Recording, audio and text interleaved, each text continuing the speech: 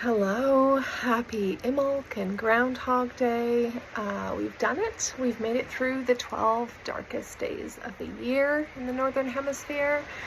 And for me, this cross-quarter time, this midway point between winter solstice and spring equinox, it's the first emergence of the energies of spring and new growth.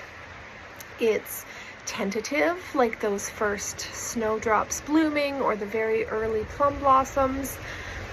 They might still get buried in a layer of snow this month and need to go dormant once more, but there is that like quickening of energy here, that little niggle of things starting to regrow after a winter of hibernation. This week I'll be starting seeds indoors to give them that head start before I plant them out in the garden come spring proper. And today I wanted to seed my own wish for the year, to continue to grow this community of radical care within my business of Deep Relief Wellness. And with this intention, I'm asking myself, how can we better care for everyone around us, including those on the margins? In my private practice, how can I also extend services to people without health benefits or people without the means to transport themselves all the way out to where I am? How can I bring like a more inclusive support to an even wider community?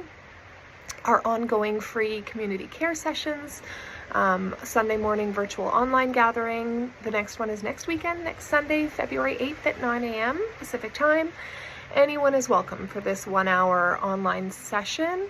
You can show up with your favorite morning beverage, your coffee or your tea, and take an opportunity to tend to yourself and connect with community. We'll talk more about this season of like Imbolc, Groundhog Day, that first stirring of movement towards spring, and this opportunity to check in with our own resources to kind of discern whether we're ready to like launch into our new growth and spring activity, or if personally we find ourselves like, actually I need a few more weeks to rest and introspect and hibernate and build up my reserves. So we'll do some sort of like guided embodiment, meditation, journey practice, and then have a discussion about this point in the cycle.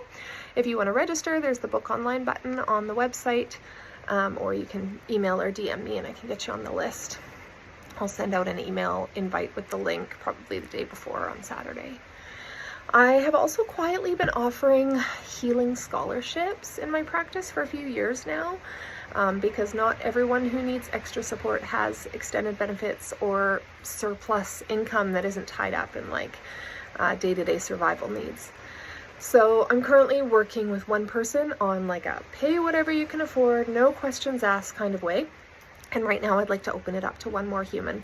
So this can be for in-person acupuncture and body work and internal family systems therapy work, or it could be remote online if you don't live in town or you can't make it in for online internal family systems work. So if you or someone you know is interested in actively working through some of their challenges or history, if they're in a position to commit to regular sessions like weekly or every other week, to kind of keep up that momentum of the work, I'd really like to support them in doing so. So feel free to share this with anyone you think might be interested.